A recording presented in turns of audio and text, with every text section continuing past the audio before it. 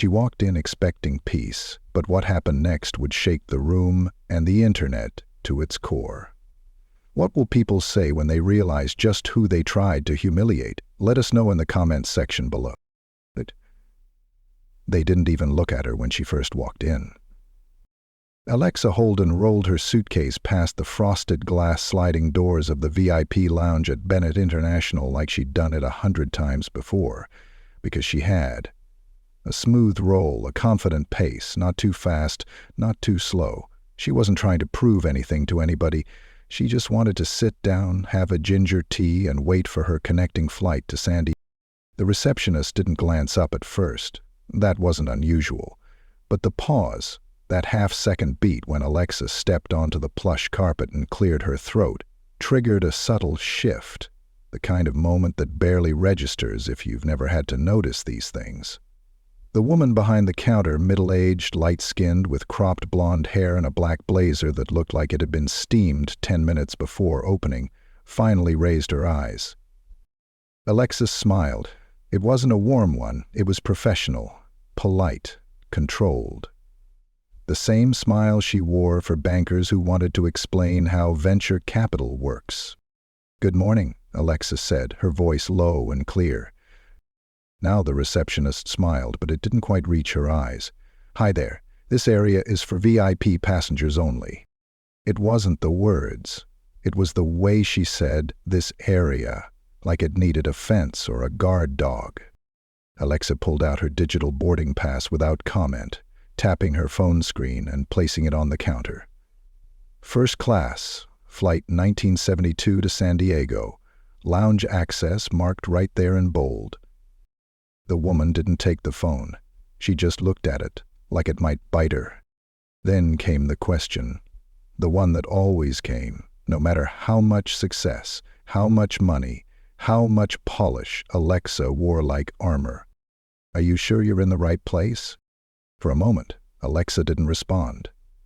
Not because she was unsure, but because she was so used to this exact moment playing out, so practiced at deciding how to react. No sudden movements, no raised voice. Never, ever give them what they want. A reason to say she got aggressive. "I believe so," Alexa said softly. "Would you like to scan it?" The receptionist's fingers hesitated above the barcode reader. Another beat. Then finally she took the phone. The beep was instant. Green checkmark. Access approved. Now the woman's smile faltered just slightly. Not much. Just enough to see the crack beneath it. Alexa reached for her phone and suitcase, ready to move toward the leather chairs and soft jazz humming in the background, when she heard the woman say it. "I'm gonna have to get a supervisor?" No explanation, no apology, just a vague assertion that something was off. Alexa stopped walking, turned back. "Is there a problem with my ticket?" The receptionist didn't answer. She had already picked up the phone. That's when Alexa knew. She wasn't being questioned because of policy. She was being doubted because of presence. Behind her, a white man in a golf jacket walked in, tossed his phone on the counter without a word, and walked right past her into the lounge. No questions, no call. Alexa didn't flinch. She didn't even sigh.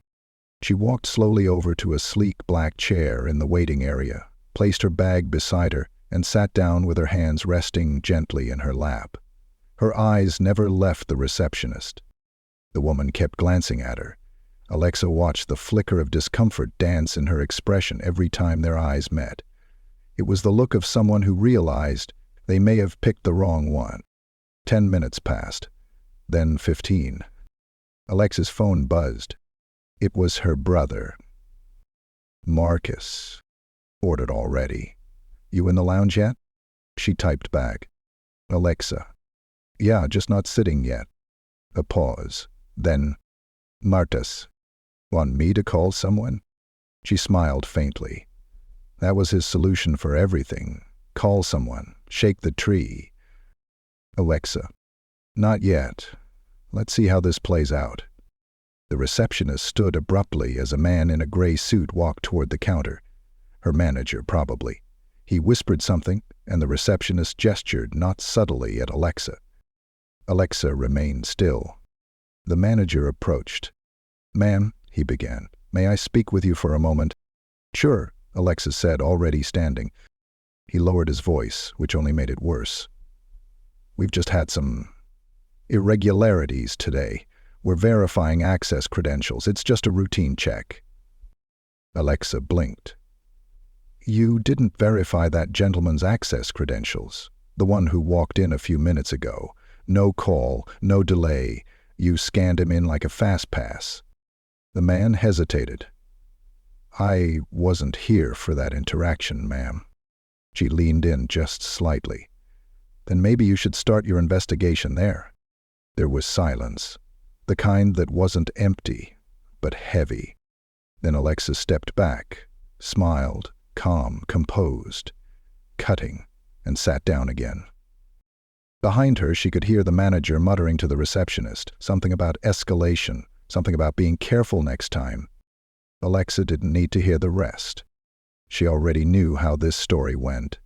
The only question left was who else would find out. And something told her it wouldn't just stay in that lounge. It never does anymore. Alexa sat still, her legs crossed, phone balanced lightly on her knee. From anyone else's view, she looked unbothered, almost bored. But the stillness was a practiced one, the kind you master after years of being judged not on your qualifications, but on how you carry yourself when you're being sized up like a stranger in your own life. The lounge had grown busier. More passengers filtered in, most of them white, most of them greeted with either lazy indifference or exaggerated kindness. Nobody was asked for a second form of verification. Nobody was asked to wait. Alexa glanced at the woman behind the counter again.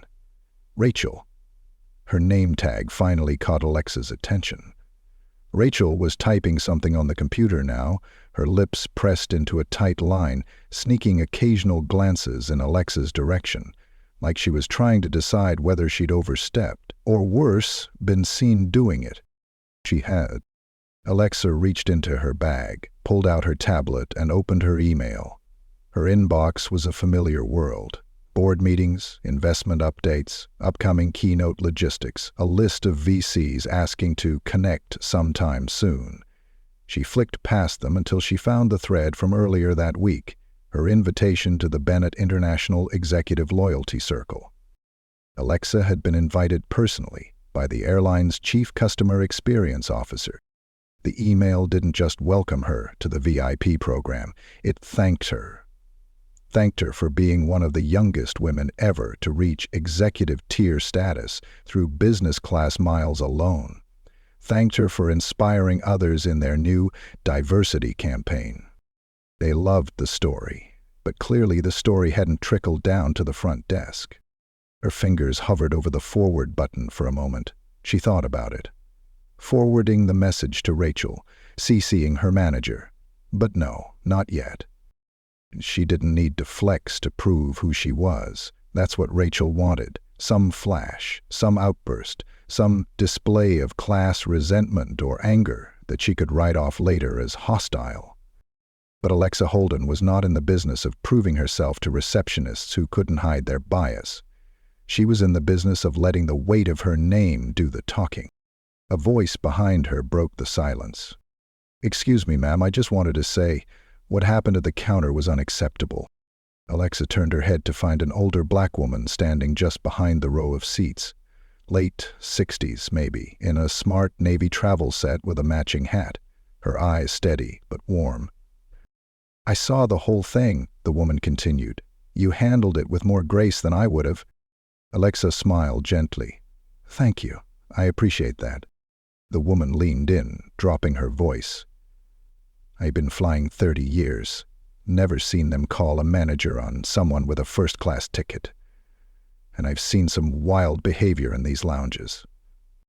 Alexa chuckled, the sound soft and dry. "It's funny what makes people nervous." The woman nodded slowly, her eyes narrowing just a touch. "They didn't expect you to belong here." That's all it was. "I know," Alexis said, "but they're about to find out I do." Just then her phone buzzed again. "Marcus. Just got a ping. You trending?" She raised an eyebrow, opened her browser, and there it was. A tweet, a blurry photo someone had taken from inside the lounge, Alexa standing calmly, Rachel on the phone behind the counter, the manager with his hand halfway raised in mid-sentence. The caption was what hit hardest. She had a first-class ticket, but they still made her wait. Wonder why? Tens of thousands of likes, replies pouring in. Another post followed, then another. Someone who recognized her name. Alexa Holden, founder of Parallax AI, being told to wait for verification. Someone else had even commented with the link to the Executive Loyalty Circle page that listed her as a featured partner. The internet had arrived. And it didn't ask for Rachel's permission. Alexa tapped the screen once, reposted the original photo with a simple caption. Imagine traveling 3 million miles to still be treated like a guest in the house you helped build. She set her phone down. The woman beside her, eyes wide, whispered, "Oh, that's who you are." Alexa smiled. "I'm just someone who's tired of staying quiet." The receptionist's phone rang. Rachel picked it up, and the second she heard the voice on the other end, her posture straightened. She looked like a kid being called into the principal's office. Her eyes darted toward Alexa. "Yes, she's here. Yes, I understand." When she hung up, she stood and walked stiffly toward Alexa, each step careful, like she was stepping over invisible glass. "Is Holden?" she said, her voice quieter now, nearly swallowed by the hum of the lounge. "I'd like to personally apologize for the earlier inconvenience. It appears there was a miscommunication on our part." Alexa didn't look up. Rachel hesitated, then continued, "We'd like to extend our hospitality and offer you access to our premium business suite if you'd like something more private." Finally, Alexa raised her eyes. "Is that what you offered the gentleman in the golf jacket?" Rachel blinked. No, ma'am. Why not?" Rachel's mouth opened, but no words followed. Alexa stood. "You can keep the offer. I'll stay right here." And with that, she sat again, head high, voice calm, the entire lounge suddenly watching like they knew they were witnessing something they'd talk about later. Some would call it classy. Others would call it grace under fire. But Alexa knew what it really was. Power, quiet power. The kind that didn't need to shout, just needed to be seen. Minutes later, a new figure entered the lounge. A man in uniform, tall, broad-shouldered, airline captain. He scanned the room like he was looking for someone, and then he saw her. He strode over with purpose. "Miss Holden?" "Yes." "Captain Logan Banks," he said, extending a hand. "I wanted to personally welcome you on behalf of the airline. We're honored to have you on board today." Rachel was frozen at the desk, mouth slightly ajar. Alexa took the captain's hand, and her smile, for the first time that morning, reached her eyes. "Thank you, Captain. It's good to be recognized." He leaned in just slightly. "Corporate saw what happened.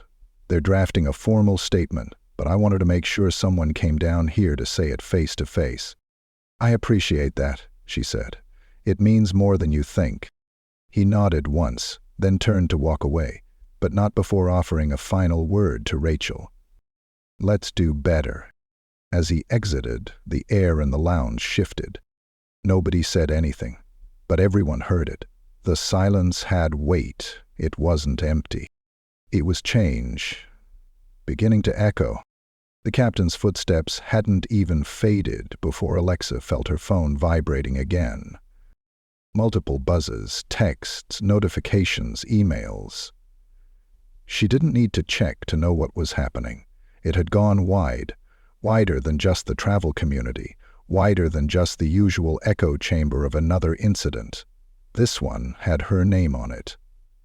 And her name, unlike so many others, held weight. She glanced around the lounge. The mood had shifted, but it wasn't comfortable. People were quiet now, not from peace, but from watching. Watching her. watching Rachel, who was pretending to be busy at her desk but looked like she wanted to melt into the faux marble counter, watching the door, like someone else important might walk in.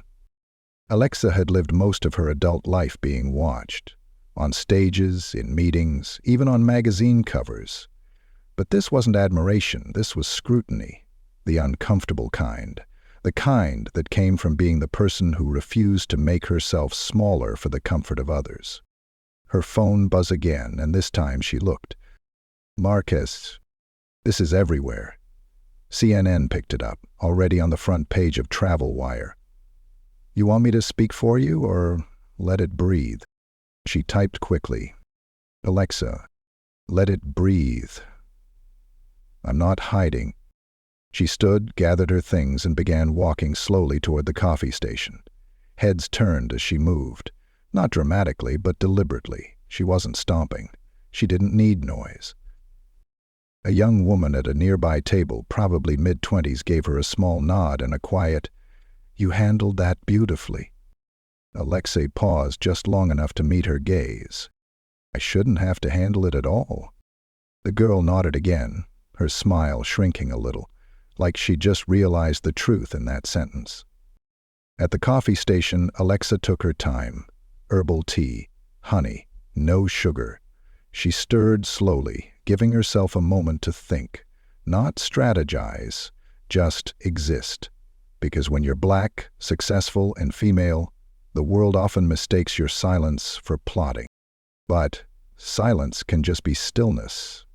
And stillness is power, too. Across the room, Rachel's manager had returned. He looked more rattled this time. His face was red, sweat visible just under the collar of his gray dress shirt. He was whispering to Rachel again, but now she wasn't whispering back. She looked like she wanted to disappear. Alexia returned to her seat just as a new email pinged at the top of her inbox. Subject: urgent apology and follow-up. Bennett, International Airlines. She clicked. The email was from the airline's VP of Customer Relations. Short, polished, performative. "We want to extend our sincerest apologies for the experience you encountered today. This does not reflect our values, and we are committed to taking immediate steps to address what happened and ensure it does not happen again." There it was, the boilerplate. No name of the staff member involved, no commitment to change in policy. Just a vague hand wave of, "This isn't us," followed by the corporate equivalent of holding a wet napkin to a stab wound. She hit reply.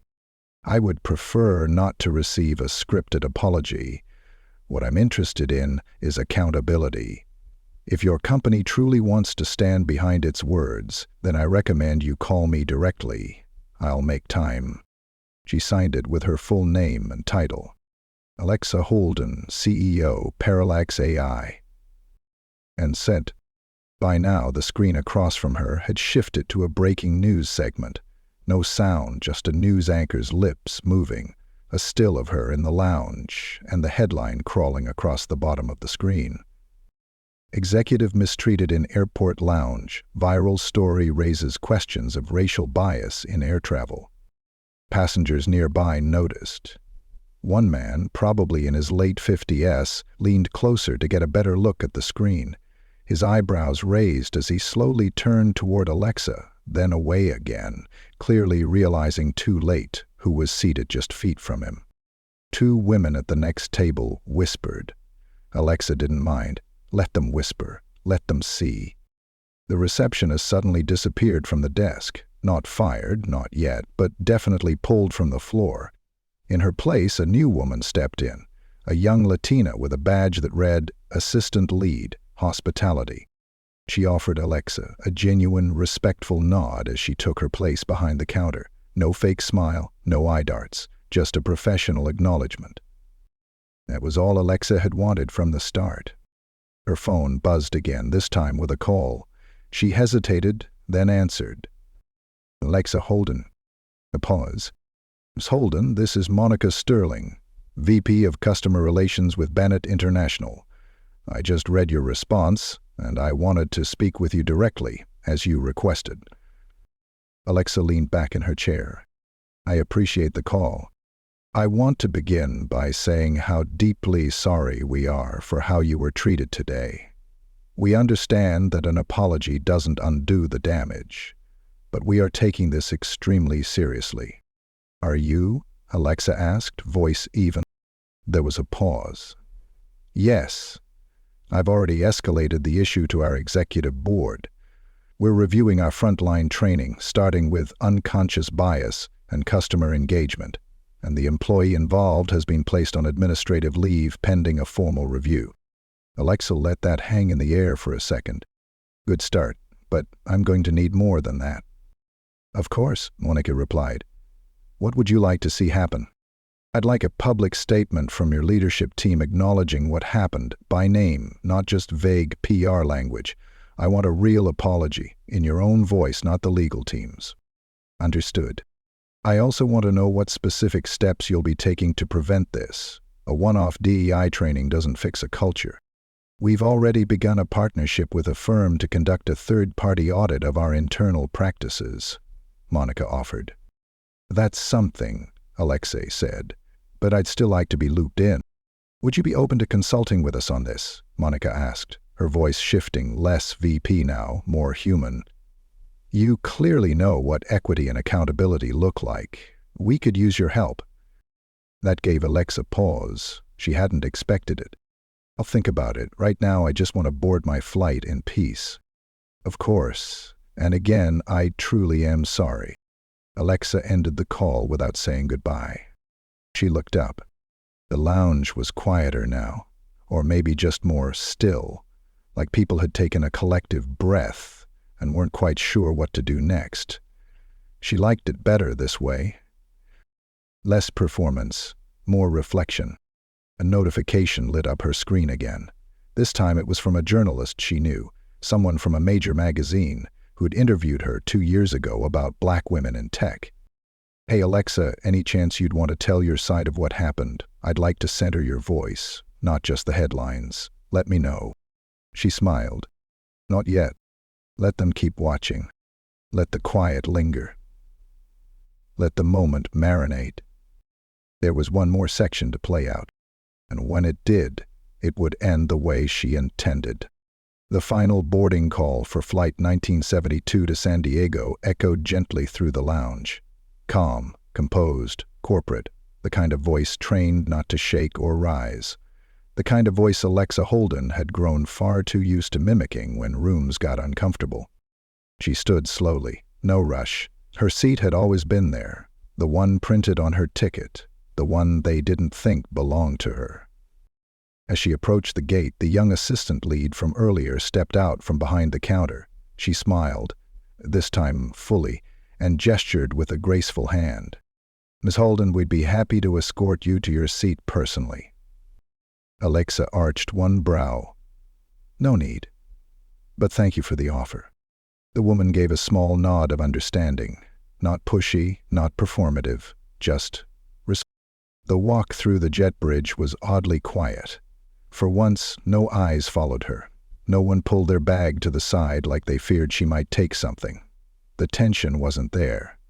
Not in this moment.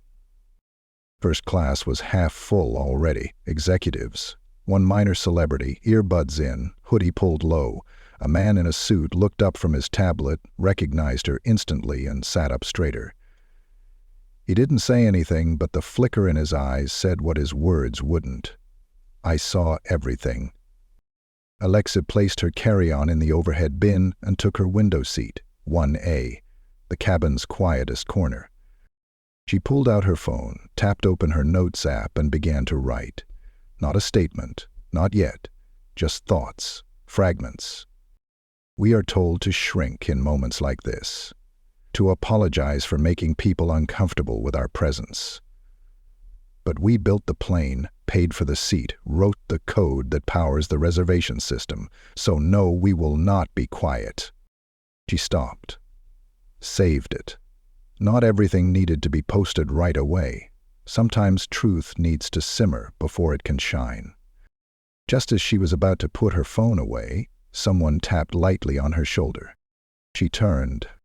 Captain Logan Banks stood there again, leaning slightly into the aisle, his expression unreadable but soft. "I'd like to introduce myself properly this time," he said. "I didn't get the chance earlier."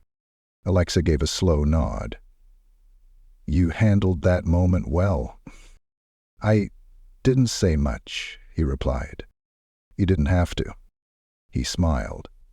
"Well, I wanted to let you know something before we take off. We'll be making an announcement once we're at cruising altitude. The airline issued an official statement just moments ago, and I've been asked to share it with passengers on this flight, with your permission." Alexa's brow raised. "You're asking me?" "I think it's only fair," he said. "After all, it's your story." She paused. "How does it end?" Logan straightened, placing one hand on the back of the seat in front of her. "That part's up to you." She thought about that as he walked away. Thought about what it meant to choose your ending in a world determined to write it for you. And for the first time that day, she let herself feel something close to peace. The plane began its slow roll back from the gate, the hum of engines, the safety announcements, the soft ding of cabin lights dimming. Alexa leaned her head back and let her eyelids close, not in exhaustion, but in calm. She didn't sleep, but she did rest. 30 minutes later, at 38,000 feet, the voice came over the intercom. "Ladies and gentlemen, this is your captain speaking. I'd like to take a moment to acknowledge a matter that occurred earlier today involving one of our passengers." Heads lifted. The quiet of a pressurized cabin became just a little more focused. A member of our elite tier program, Ms. Alexa Holden, was subjected to treatment that did not reflect our values. We are committed to learning from this moment and doing better, because silence is complicity and action is overdue. There was a pause. Then a ripple of claps began. Not loud, not forced, just a scattered acknowledgement. A few rows applauded. A couple passengers turned and gave Alexa a nod. She didn't smile for them. She smiled for herself. When the flight landed in San Diego, the sun was painting the horizon in warm amber tones.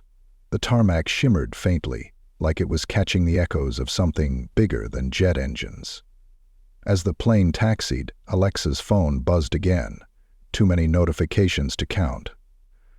Her inbox was stacked with invitations, news segments, op-eds, interviews. But one email stood out. Subject: a new kind of story. It was from a nonprofit focused on black girls in STEM. They'd seen what happened.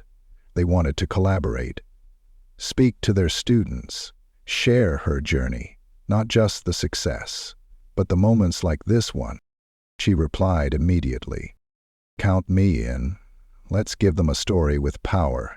As she exited the plane, a gate agent waited just beyond the door. "Cousin Holden?" "Yes." "This is from the captain," the woman said, handing her a small envelope with the airline's crest on it. Inside was a handwritten note. "Alexa, your presence changed more than just a room today. It changed a policy, a conversation, and a mindset. Some will remember the confrontation. The smart ones will remember your composure. Thank you for leading, even when it wasn't your job to."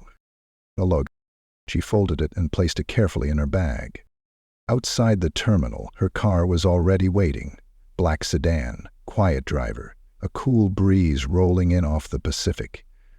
Before she stepped in, she looked back at the terminal glass. Her reflection met her there. Steady, clear, sharp. Not the woman they doubted. The woman they didn't see coming. And now, they would never forget her again.